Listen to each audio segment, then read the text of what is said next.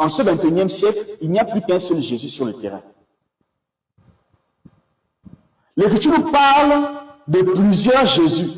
Quand l'apôtre Paul dit, si quelqu'un vient vous prêcher un autre Jésus, donc nous comprenons que sur la terre, il n'y a plus qu'un seul Jésus qui est prêché.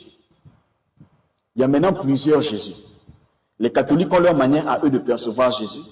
Si vous allez dans leurs églises, il y a une croix, il y a un Jésus qui est là, qui ne descend jamais, qui n'est jamais mort, qui ne ressuscite pas, mais il est toujours sur la croix. Eux, c'est leur Jésus. Les éveillés ont une conception de Jésus. Les pentecôtistes ont une conception de Jésus. Les témoins de Jéhovah ont une conception de Jésus. Toutes les assemblées, toutes les dénominations ont une conception de la personne de Jésus. Mais Jésus s'adresse un jour à ses disciples. Il demande, qui dit-on que je suis, moi le Fils de l'homme?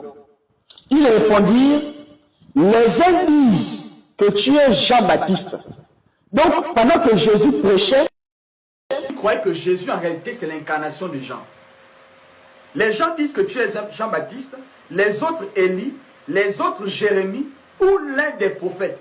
Donc, malgré qu'ils voyaient Jésus dans son aspect physique, chacun d'eux avait sa perception de son contenu ou encore de son fond.